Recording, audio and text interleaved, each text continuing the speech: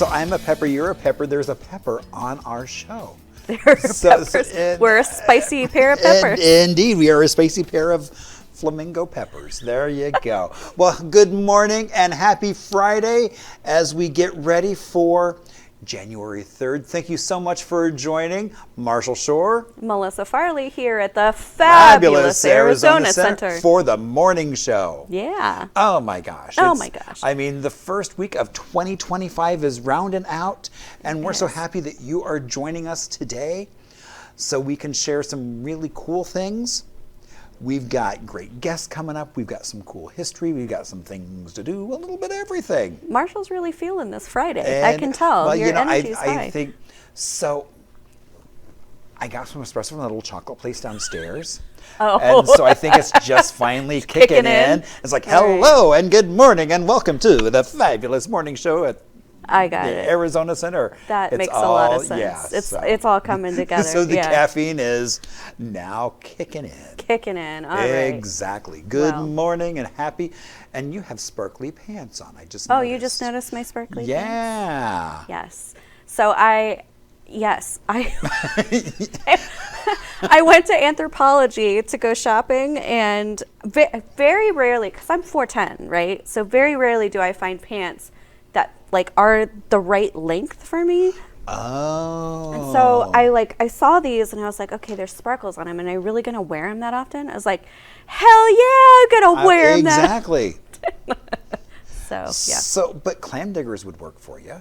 I know. Or pedal pushers. No, totally. Yeah, actually, I think I used to do that, and I don't know why I haven't in a while, but yeah, I got little legs, little tiny legs. Aww. So, all right. So, so thank you so much for joining us. Let's see. What do we want to launch into something that's like, I like how Marshall's like, okay, the espresso kicked in, but that doesn't mean I know what to do with it. Exactly. I'm like, well, the espresso's kicked in, so now I'm like raring to go. Could probably jog around the block. Well, let's not jog around the block. I don't really feel well, like I would say, me and running. But I will say this. So it's first Friday of 2025. Oh, that's right. First Friday, downtown Phoenix. Yeah. I'm going to do a tiny little plug, 'cause one of the organizations that I work for is ArtLink Phoenix. We're actually going to have a street team out this first Friday because we're celebrating 30 years of First Fridays. It has been 30 years. Wow, that's amazing. Yeah, of First Fridays. So if you can make it out, come on out. There's Grand Avenue, there's Roosevelt that everybody knows about. I think, a lot of people always visit the vendors, which is great. A lot of small businesses, local businesses, but pop into some of the actual galleries and street businesses. That's the fun. It's like, and it's been so much fun to see over that time, watching First Fridays grow and develop and change and see the art scene changing and the artist, and so it really has changed a lot from those early days. Yeah.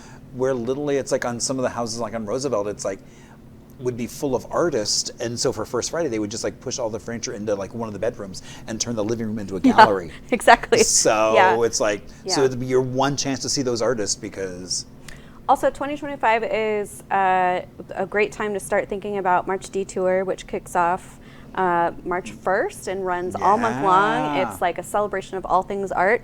So, if you are starting to think about studio tours, any kind of special events you want to do in March, now is the planning time. I know it feels far away. When I start hitting, it's like seeing, what else is going on for our detours. Yeah. So we need to start plugging some other stuff just because we need to get people engaged. I know. And celebrating the fabulous art scene that we have here. Fabulous. Exactly. Fabulous. I know. So. Well, now that we've done our little art plug, we're going to take a very quick break and be back with our very first guest for you. We just found out it's her birthday, actually, today. So. If I would have known, I would have baked a cake. I know. Probably not. Or a treat. Something. Or at least gotten her a donut we'll just from downstairs. Shower her in love. Or donuts from Bose is always good for a birthday. It is.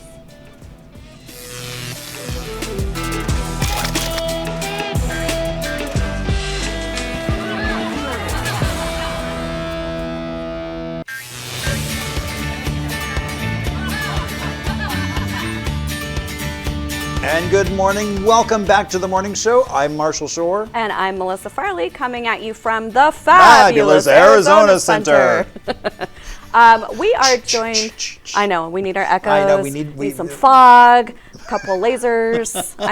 We're going every big. day. It's like keep adding more and more, so it's pretty soon it just winds up being its own Production, yeah. It'll be like its own 20-minute slot, I feel like. Okay. We are here with Cheyenne, which I am so excited to have here. Cheyenne, you run a animal sanctuary in Chandler, of all places, which is by me. I'm in Chandler.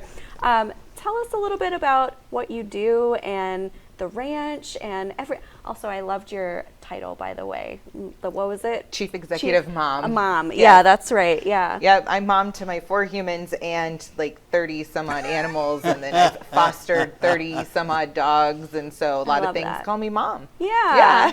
So that's what I go by. But yeah, our farm sanctuary is located in South Chandler and Cooper and Chandler Heights. We're family run and operated. We've got volunteer programs and tours that we do for people, and all the animals that have come to us have either been displaced or they're disabled. Okay. So I feel like probably people that are in farming understand the significance of that. If an animal is displaced or disabled and not able to work or provide, kind of a need, but we probably don't think about that, what happens to animals that experience that. So do you provide care for them? Are they trying to get placed in home? Like, tell me about what it is you do exactly. Yeah, so every animal that comes to Rowell Ranch, they stay with us for the rest of their life, and we care for them as you would like a pet, right? So we kind of take them out of that farm world where they're utilitarian. Right. And so these are all family members for us. We care for each and every single one of them as we do every other animal that comes across our path. And so in the farming industry, usually if something's not able to be utilized, they cull it so that it's no longer. Right. It's going to cost more and more resources than is good for production, right? And we don't do that. We believe that everybody has the opportunity at life, and so we've taken in animals that may have otherwise, been culled or just someone had it in their heart to take care of them instead. Yeah. Including we have a blind baby goat named Marco Polo. Aww. Yeah, he got his name because we were playing the game Marco Polo, trying to call and response, trying to get him to call our voice and stuff, and then it's like, that's going to be his name. We have another goat, her name's Clover. She's probably our most famous. She's about 3.5 years old, and she was born with hydrocephalus, which is swelling of the brain. And so she has physical and developmental delays and some deformities that make her extra cute. And her and Marco are best friends, and they spend their time in an area. And we actually are going to be building them a new stall that's in a safe place up in our orchard in the front of the property. Oh, cool. Here very soon. And then another example is we have a blind pig. His name is Bolin. Okay. And they didn't know, sorry, did I say blind pig? He's a deaf pig. You know how that goes. It's the morning. Yes. Where's that espresso? Exactly.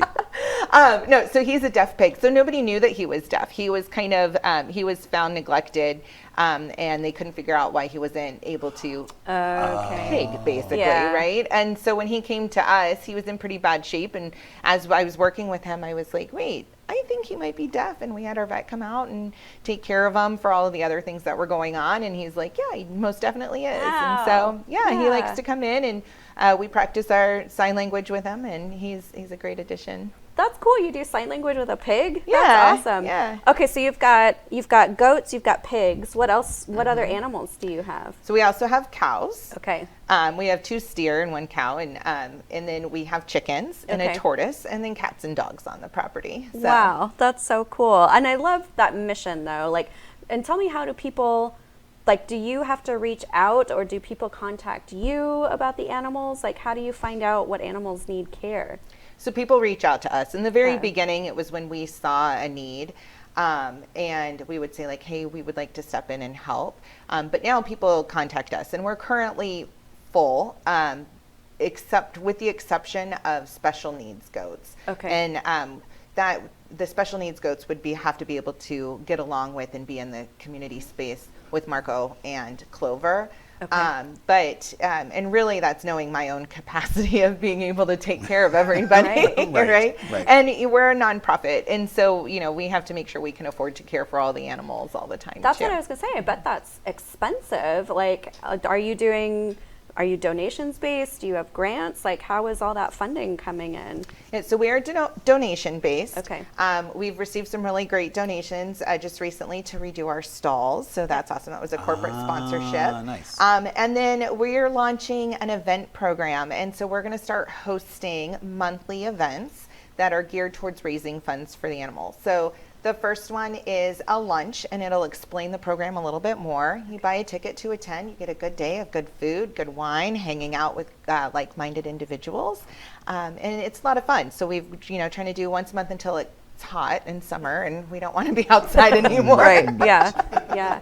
Is it just you that takes care of the animals, or do you have like a team, or how does that work? So my family does help with the animals. That's what I was I know. I bet it's family. It's family. She ropes them into helping. But we also do have a volunteer program. Oh, that's where right. You mentioned that. Yeah, where every Saturday morning from 8 to 9, our volunteers come in and they help with managing a lot of the chores and spending time with the animals. The animals love to socialize. Okay. And so even like companion is on there, like a pig companion. You go in your bush, the pigs, and if you haven't ever pet a pig, you don't know what the pig flop is when they want their bellies rubbed. It's the best thing ever. You're like, I love you, and then they go, okay, I love you too. We're brushing the goats and things like that. And then so on the first Saturday of every month at 9 a.m. we do a volunteer orientation, so you can kind of get the all the basics that you need to become a volunteer. So you don't have to have prior experience with animals or anything like that. You could just be an animal lover and come volunteer. Absolutely. Oh, fun. And then you can choose what you feel most comfortable with doing. And we also don't have an age limit. So we do require that an adult is present with anyone under the age of 18 until we kind of know what their skills are, what their levels are, and things like that. But I believe that serving our community is something that we're all supposed to do, and that starts at a young age. So even if you're like, hey, I want my 1-year-old to have that feeling of giving back and being around the animals, their job might be to wave at all the animals when they volunteer. Say hi, goats. I like that job. Right? Hi, goats. Hi, goats. Well, can you share one of the pig signs? So I only did sign language in high school, and then my daughter's doing it now. So a lot of times I'll just tell them like it's time for dinner or let's eat. Okay, so really cool. kind of like because pigs actually understand they're like toddlers. They're really smart. They're really right? smart. Right, I know they're really smart. So that's why I was intrigued And because so- and sign language, I studied it as well. And so it's like, I know like using it with babies and things is really popular. And so that's why I was like, let's get some pig signs. Yeah. So one of the things I want to do, and and I've put it out to a lot of my friends who are in the deaf community and said, because I want him to get a name sign. And so only someone in the deaf community can do that, right? Exactly. And so we still need Bolin to get a name. Okay. And his name comes from Legends of Korra, which is part of the Avatar universe, Yeah. for anyone who is part of following that. And so that's something that we want for him, so we have something to sign to him. So right now I usually just finger spell his name or just wave hi to him and stuff. But he's... Okay. Yeah. So if you're part of that community and you want to give him a name, please contact her, because that's so cool. I know. That's something. It's like, oh my gosh, it's like what a great little community thing to do is like maybe go spend the day with him and then give him a name sign. I know. Yeah, that What would a be great really thing. fun. Also, happy birthday. Thank you for joining us I on know, your birthday. exactly. That is so cool that you chose to spend it with us. I love that. Exactly. Also, I don't know how you feel about mucking around at a farm, but we would love to come out and visit the animals, maybe do a segment on site. I think that would be so fun to show the animals and let people know a little bit more about your farm. That would be amazing. We'd love to have you guys out. Yeah, and that'd be a lot of fun. Great. Yeah. Well, to let people know how they can visit you, how they can volunteer, all the good stuff, how can people connect with you? So the easiest way is to start with our website, and that's rowellranch.org. And there's links to the fundraising events, and there is links to donating and the volunteer opportunities and everything on there. We're on social media, on Facebook and Instagram, and sometimes TikTok if I remember to do it. That's like me. I know that feeling. Maybe I'm not. I mean, I have an account, but that's about as. Yeah, it's a lot of work to try and do social media management when I'm also cleaning stalls and feeding animals. Totally. But and kids. Yeah. And kids. Well, my kids are big kids, so. Okay, so it makes it easier. It makes it easier. They kind of can do their thing. Although they should probably take over social media, but. I agree. Yeah. Yeah, exactly. They're probably using it more. Yeah, exactly. Do the kids love it? Like, are they really all about the farm? They really do. So at first it was kind of like, Mom, you're crazy, right? Like another one of your crazy ideas. And then I see them going out there. Our oldest daughter, she went to school in New York, and when she would come home, she would be like, to visit us, she would be like, hi, and then go right out to the animals. And I'm like, where'd she go? Like, and it was something totally different than they were raised with. And so getting to experience that, and really I think anybody, that connection to the animals, to nature, and being outside is just something that it really feeds your soul.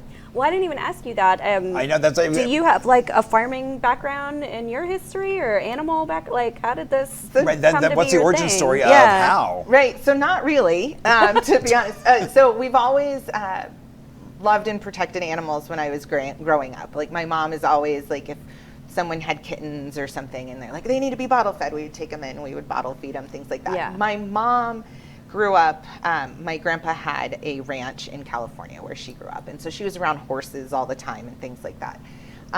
But I always lived in the city until actually really we moved to Arizona, which was like, my dad just told me it was 30 years ago. That's a long time. Yeah. Wow, yeah. But my mom moved down here to say, I want horses again, and this is where I want to be in the sunshine and all of that. And so she had horses, and around that time is when I had moved out, and they had horses and they had goats, and I just fell in love with these baby goats. And so when the first opportunity came to save a goat, it was like the first farm animal that I did. So my goats actually, when my mom's last horse passed away, she said, okay, you got to do something with your goats. And we didn't have the farm property yet. So I contacted another farm sanctuary, which is called Goats with Horns. They're in Gilbert. Mm-hmm. And they were like, yeah, we'll totally take your goats in, and they can live here. Well, not even 6 months later, we decided to buy the farm.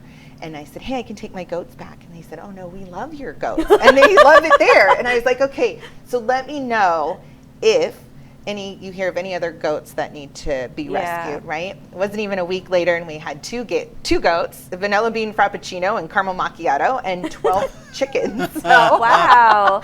Yeah. Well, that's jumped so right cool. into it. Yeah. Mm-hmm. Well, I'm so excited to hear about everything that you're doing. I'm excited to come visit. Okay, so for one more time, share where people can contact you, and then we'll let you go celebrate your birthday. Yeah. RowellRanch.org is our website, and then on Facebook it's Life at Our Ranch, and then Instagram is _ the letter R and the _ ranch. So like our ranch, I was trying to be punny. Our ranch. Cute. I like it. Yep, well done. Well, let's wish Cheyenne a very happy birthday. Indeed. Definitely support the ranch and do everything that you can to either volunteer and go or sign donate. With a pig. Go, yeah. Mm-hmm. Exactly. Go sign with a Go pig. name a pig. That's yes. right. All right. We'll be right back after this break. We've got another guest for you, our things to do, history segment, all the fun stuff. So keep it right here.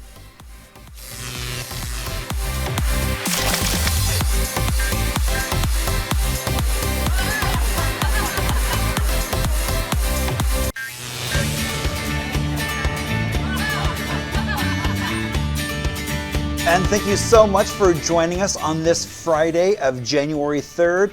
I'm Marshall Shore. And I'm Melissa Farley. We're coming at you from the Fabulous Arizona Center. We're getting really good at that. The timing? Yeah. I know. I would hope so.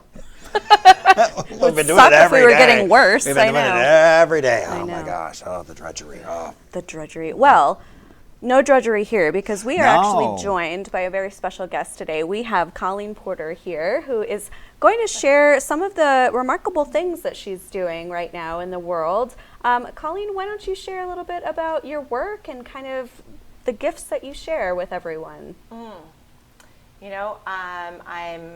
more and more coming into realizing the specific gifts I have. They've kind of started broad and now they're like really getting focused. But I feel like, if anything, I'm really here to liberate women and to help them come back to their sovereign selves and to find what they're to do in the world and what their gifts are. Yeah. And one big way I do that is through voice, sound, and song, and help people feel inspired to, and be like a permission slip for them Yeah. to show up in the world as they are. How did you find that kind of becoming your calling? Like, why was the thing to focus on that? Well, it's been a long journey, but I've always been a musician and drawn to music. I got my degree in music. I have always been creating my music my whole life. And as I came to a point in my life where I realized that I was really held back from the things that I really wanted to make happen, and I had all this mental chatter going on of what I was supposed to be doing, and I was in a culture that gave me things that I was supposed to be doing, and we all have it. It doesn't matter whether it's religion or whether it's corporate or it's family. We all have something within us that keeps us from being fully realized and fully in tune with ourselves. Mm-hmm. And as I started realizing that, my music started becoming more towards liberation, healing. And as people were listening to it, they were reporting back to me that it really helped them to feel permission to fully live their lives. And I don't even really understand what I do, but I just know that when women come, they spend time with me, and I share the tools that I have, that they leave just feeling so in alignment with themselves and just so ready to create the next chapter of their life with full on in their own essence. Well, I'm so glad you're sharing that and recognize that. I mean, that would be a shame to kind of have that ability and not, give that out to the world. So if I wanted to experience that, is that like, do you do a performance? Is it workshops? Like, how do people actually get to sit and work with you and kind of get exposed to those tools? Thanks. I've done one-on-one retreats or retreats with a little, group of friends or women or some that don't know each other, like customized in Sedona, Arizona, where I live. Mm-hmm. At my place, I have a place where people stay, and for probably the cost of staying in one of the hotel rooms, you can, there in Sedona, you can stay overnight, you can, experience a whole bunch of different experiences on the land, some energetic work that I do, sound healing. But I just kind of like let it flow, because I know that I'm going to be guided to the things that each person needs. Definitely voice reclamation is a big thing for me and a big part of what I do. Yeah. When women reclaim their voice, and they reclaim so much in their life besides just their voice. It's just like reclaiming their voice in the world and everything. So say now, more. You also mentioned that you're going to be doing some traveling and not doing things just in Sedona, but maybe taking a musical on the road. Exactly. Yes. The latest thing that I received like a download I got last June, was take all these liberation songs and all these songs about, showing up in the world as your authentic self, as well as all the things about leaving the things that were no longer in alignment with you, and create a one-woman musical. So I'm creating a one-woman musical. It's almost done. I'll be sharing it throughout Arizona at many different places. Spirit of Yoga will be one of those places, and in people's homes. So I'm looking forward to people, hosting me. And especially if you're leaving anything that's not in alignment as far as culture goes, as far as religion, you're going to really relate to this. Yeah. My background is leaving a high demand religion, so a lot of people will be able to resonate with that. And then the next day or the same day, I'll also be doing workshops to unsilence women. Okay. And encouraging them to use their voice, and just letting themselves liberate through healing their voice, and then using their voice to heal. So that's what I was going to ask you to say a little bit more on. So when you say reclaiming your voice, liberating your voice, is that all through music, or is it through speaking? Like tell me a little bit more about what that actually means and what someone could expect to experience. Right. So, yes, there's lots of different aspects, which is why it ends up being like a long retreat, because we've got everything from sound and allowing sound to come through.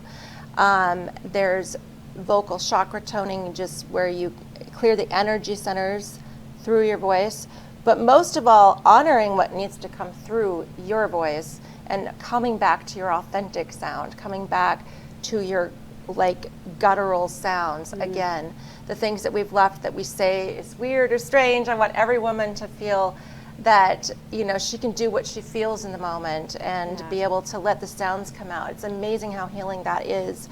Scream release is a part of what I do as well. Okay. But teaching women, but then I also have the technical side as well, where I've taken many, many years of lessons at the university level and teaching technique and things like that. But first, let's get to the authentic voice. First, let's say hello to our unbridled voice inside. So I also do song circles in Sedona, called Song Alchemy, which really says what it is, because when we get in those containers, we use our voices together, multi-layered songs and harmonies. A lot of them I've written, and then a lot of other beautiful songs that I just adore from other song leaders. And we get all together and sing together. There's such a power in that. And when we take words out of things as well, it's really powerful, because we don't have the manipulation of words anymore. We're just dropping into our sound. We're dropping into just this divine container where we can just communicate. Yeah, that sounds really powerful. I know that a lot of people right now are thinking about, 2025 and new beginnings and kind of what they want to manifest for this year. Can you maybe just share, for people that are curious about the kind of work that you do, what are some good places to start, or how would they best work with you if maybe they're not ready to dive into like a multi-day retreat, but they want to get a little bit of experience of what you do? Like, maybe just share some general help for women out there that might be struggling. On reclaiming your voice. Yeah. Because I think that's such an important message that we all need to hear, is that reclaiming the voice. Yeah. Reclaiming the voice would be more than actually, first we can start with feeling, if we want to clear some things out of our body, if we can feel into where we're feeling something going on, maybe some dense energy, maybe some nervousness, a little bit, or what I'm feeling right now, and something that's out of balance or out of center, and we can allow that to form into some kind of a shape or some kind of a color. We can give it texture. We can kind of create this little, character or whatever that's in that area. So say I'm feeling like some nervousness right now, and it's kind of like a scribble or something like that, and it's black, a little scribble black, and you imagine that. And then as you let this sound out, now you think of it as sound, and you let the sound out, and you imagine that dissolving, and that can help clear the energy. So that's one example of clearing the energy. Right.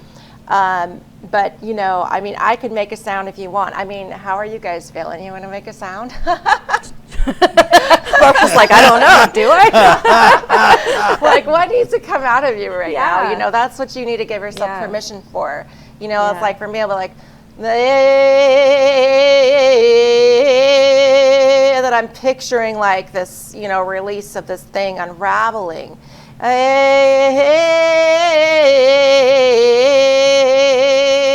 And as crazy as it sounds, it's clearing the energy. And as soon as you are allowing this, and then you just let yourself go, then you're going to feel like you've got a whole entire clear, system. It's just everything shooting right through, and those blockages are gone suddenly. Yeah.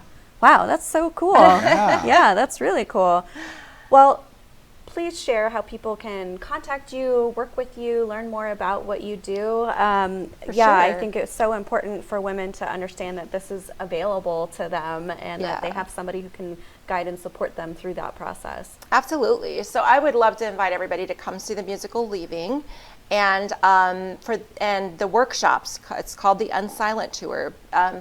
It's doing it's coming to see the musical, but then also the next day having the options to go to these workshops where you can experience the vocal alchemy that I do. Yeah.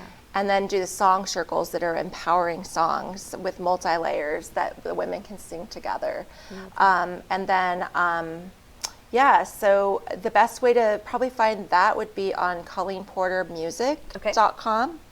And that will also connect you with like my song on Spotify called Permission to Be, which is a really empowering song for women. And there's many other songs coming out on Spotify as well. So check that out as well. I also have like a little healing lullaby that I could share with people too. That would be great. If you guys are open for that. Please, yeah. Okay. So at the end of my sound healings, I always share this song here.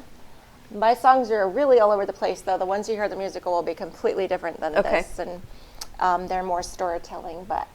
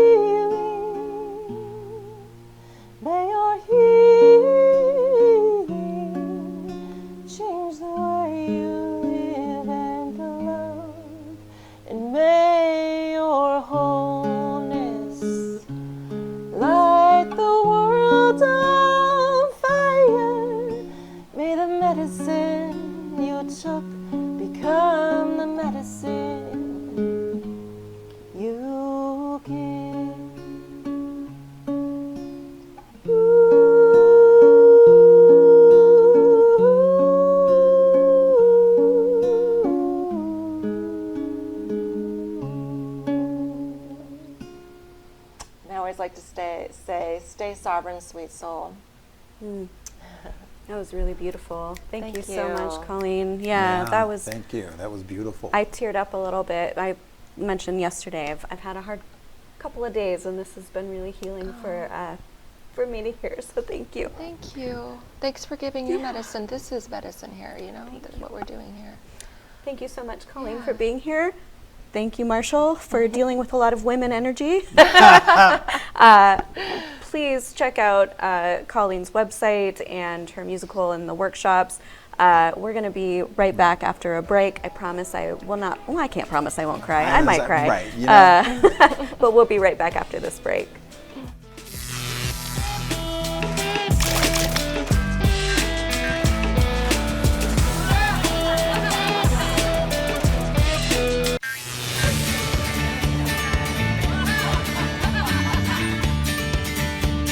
Well, good morning and welcome back to the morning show. I'm Marshall Shore. Are you sure about that? You didn't Well, sound very sure. No, because I was thinking it's like, well, do I say Happy Friday or my name? What should come next? Name decided to go So first, it's kind of like multiple choices. Like, well, what should I do? So you saw me just kind of like, okay, which thing should Processing in real time. Right, exactly. All right. Well, I'm Melissa Farley. I'll say Happy Friday. Happy Friday. Indeed, it is Happy Friday to get ready for the weekend. So as people are getting ready for the weekend, what are some things they could do? There's some cool things going on. This first one, I don't know that I would necessarily head out to, but I know there's a lot of people that are going to head out to this. Is it running or dancing? No.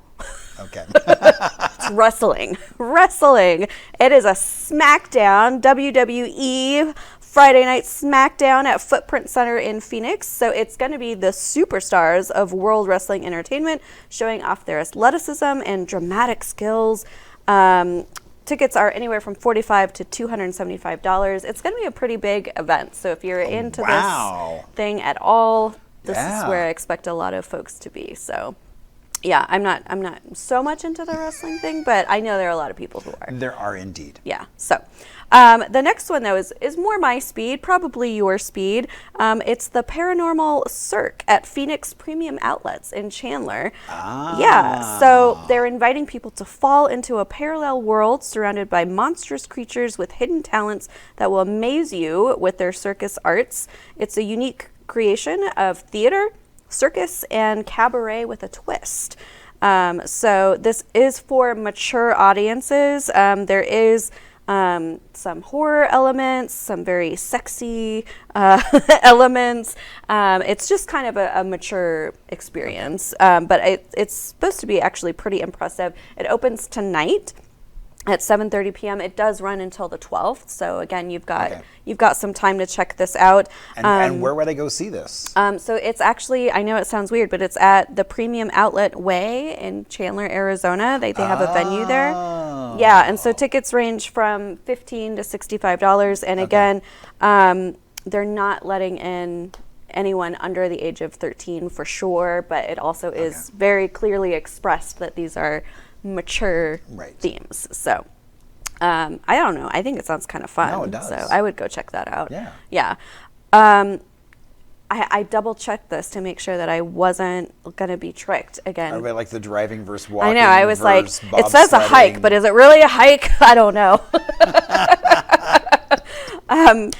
They are doing a Ray of Hope hike for kids in Cave Creek on the 4th. This hike is taking place at Overton Loop Trail. It's in the Cave Creek Regional Park. It's moderately challenging, just so you know. So it is a 3.5-mile trail with an elevation of 524 feet. It's a hiker's rate trail of 4.6 stars on a 1 to 5 scale. So it takes about an hour and a half or so to do the hike. 100% of the proceeds, though, benefit Phoenix area youth experiencing homelessness and economic challenges. They hope to raise $12,000 through some sponsors, registered hikers.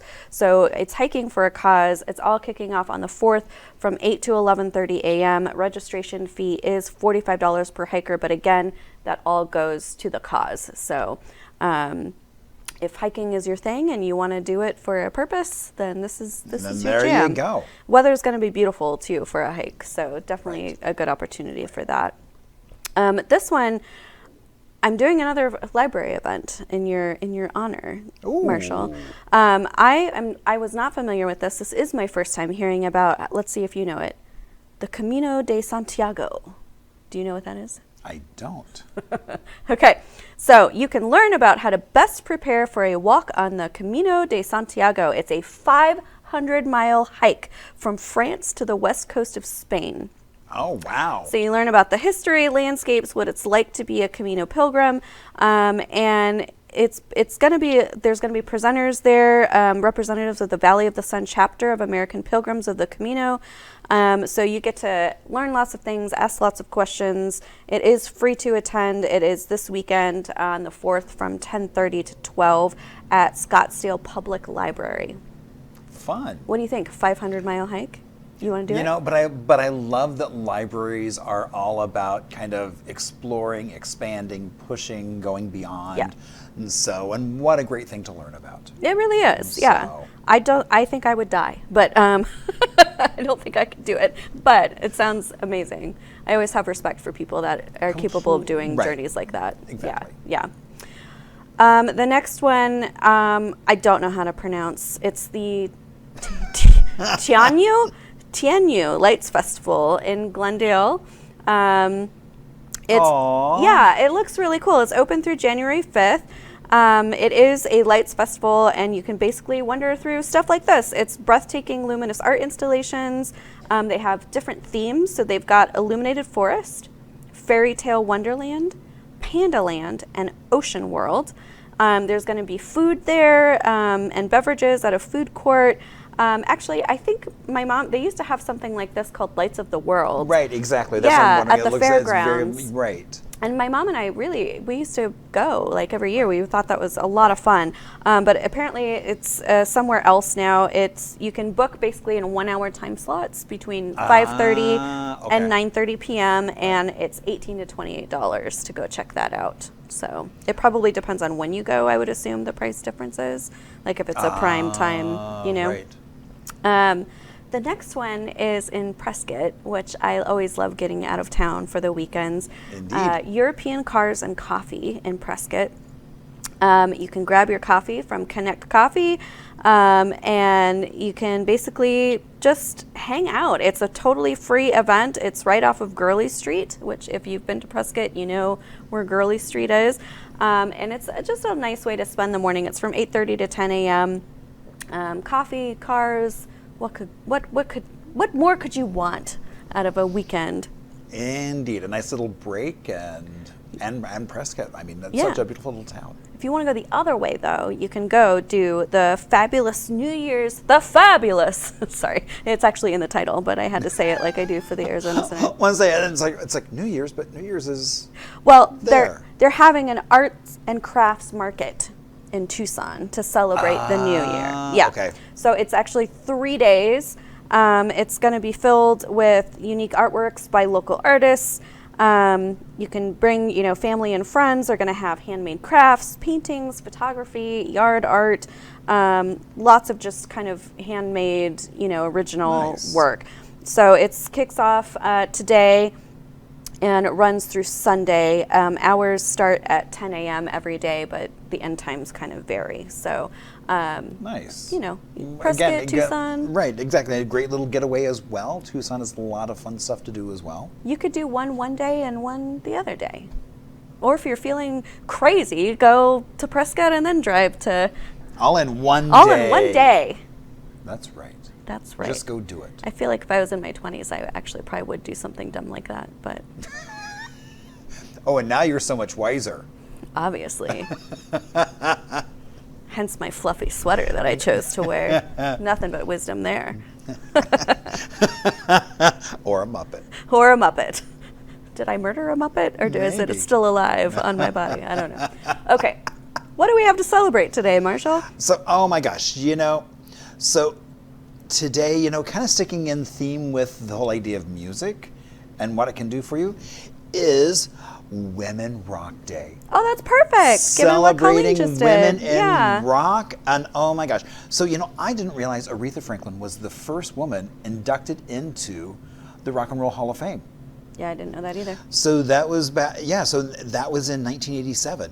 And so, and then when you talk about women in rock, our very own hometown gal, Stevie Nicks. Stevie Nicks! Indeed. She is not just one time, but 2 times inducted, once with Fleetwood Mac, That's right. That's right. and then once as a solo act. That's So crazy yeah, impressive. So Yeah. there's so many women in rock and roll, and so this is really a date to celebrate them. Yes. And those accomplishments, and that some of those women, those pioneers, really kind of opened the door for so many other people Yeah. to get in and do their music, find themselves. From Tina Turner, Ruth Brown, Etta James, the list goes on and on. Missy Elliott, Carole King. Talk about women who have claimed their voices, right? Completely. Yeah. So, yeah. Well, that's really cool. And then also with that, it is Mind and Wellness Day. Another good fit. Another good fit as well, to promote holistic wellness and just kind of awareness of and necessity of healthy habits. What a great thing for 2025, healthy habits. Healthy habits, indeed. Yeah, and again, I just encourage y'all, start small. You know, if you're just starting sort of a mindfulness practice or a meditation practice, you know, don't try to do a half-hour sit or 5 hours, especially. Or a 500-mile hike. Yeah, don't do that. Yeah. You know, take 10 minutes to do a meditation and just sit quietly and focus on your breath. Something very simple. So, yeah. And so, well, let's take a quick break, and then when we come back, we'll talk about some history. Ooh. Yeah. Do we have birthdays too? We have some birthdays coming up as Okay, well. let's Some do really it. cool birthdays. All right. And some cool history. Well, I think it's cool. Hope you do too. So, if not, we'll do it anyway. We'll So pretend, even if we don't, Right. that it's awesome. No, I'm kidding. All right, we'll be right back.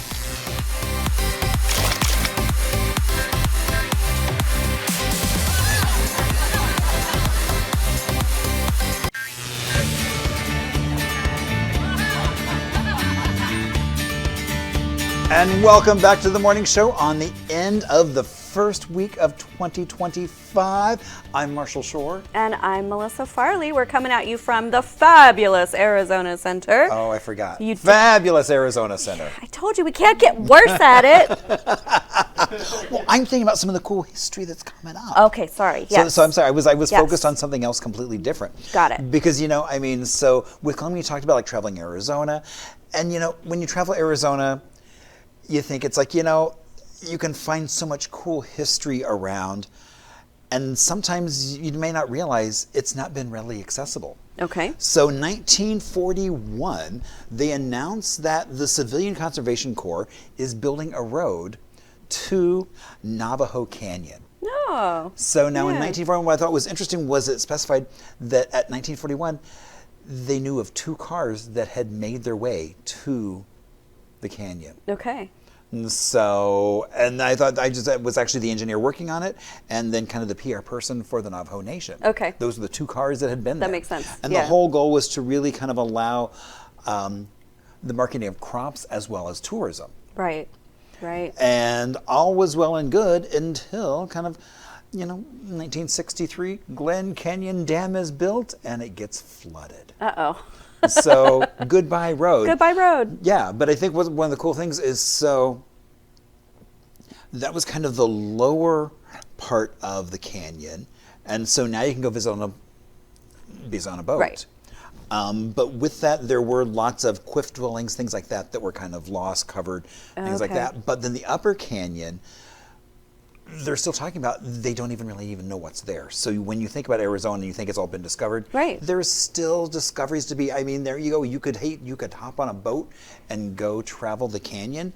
I just think it's really interesting to think about that Arizona still has more exploration, more history to talk about. Oh, yeah. That's not even been discovered. Yeah. And I just think that's really interesting.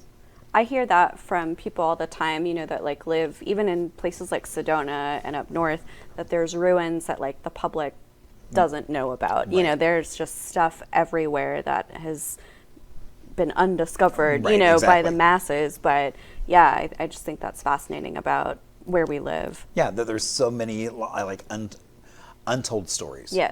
And there's never a problem with finding more stories to tell about Arizona. Definitely not. And when you think of stories and everything, J.R.R. Tolkien. Yeah. I mean, his birthday is today.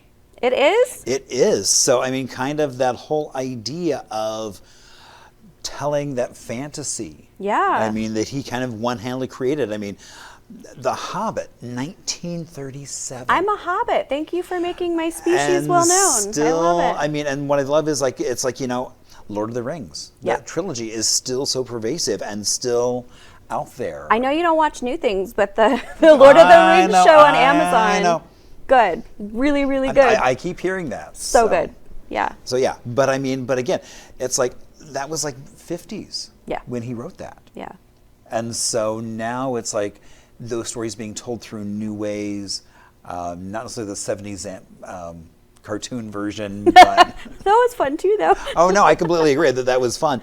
But I mean, it's like, and really, it's like, and he's really exploring just the themes of language, mythology, heroism, Yeah. and just those that longevity of good storytelling. Yeah. And kind of the godfather of that. As well as today is, so Moore's Law. So basically that technology every 2 years basically doubles. Mm-hmm. Basically the guy who did that, Gordon Moore, was born today. Well, okay. He was a co-founder of Intel and basically came up with this whole idea of Moore's Law. Look at how which happy I he is think- about it, too. So I just, I think it's like when you think of technology, it's like when you think of like the first computers would fill rooms. Right. And now we have this little device that has far more capabilities than that we just keep in our pocket. Totally. Yeah, my dad was an engineer, and I love seeing old photos when he was young working at Honeywell right. with the giant computers. Right, yeah. and the reel-to-reels and everything else. Yeah, So yeah. It's I crazy. mean, so it's like, and so I just think it's crazy that he developed that in the mid-'60s, and that's still true today, Yeah. where it's just boom, more and more. Absolutely. So, and then, when you talk about movies, Sergio Leone, the Leone. godfather of spaghetti westerns. Now, named because most of them were shot in Spain or France. Yeah. And so I just think it's really cool that that's where it got that name, spaghetti western. Now, he did film Once Upon a Time out in Monument Valley. But he is famous for that Fistful of Dollars, The Good, the Bad, and the Ugly. Yeah. I mean, those classic westerns all came out of his head. And so I just think it's really cool that those spaghetti westerns have had such an impact, and that he did actually do a movie here. That is cool that he did a So- movie here. My grandfather would be greatly celebrating with you today. Westerns, spaghetti westerns were his thing. I mean, because they're such a genre. Totally. Yeah. I mean, yeah. And so, all right. So that's, I think, what we all got for you today. Yeah, we've got things to do, places to go. It's Friday. Have a marvelous weekend. Let us know what you're up to. Tag us at On the Morning Show on Instagram. Let us know what you've got going on this weekend. We're always looking for guests, by the way. So if you'd like to be on the reach show, out for guests. Also, if you have a birthday or an anniversary, something that you would like to for us to throw out there to the shout masses. outs. We love shout outs. Yeah. So anyway, find us on Instagram, catch up on shows you might have missed over the weekend. That's always a great way to spend your weekend. And we will and we will see you back here on Monday morning, bright and early. Yep. And looking really dapper. We both Oh, will we be. are? We're doing Dapper Monday. We're doing Dapper Monday. Okay. Dapper Monday it is. We'll see you on Monday.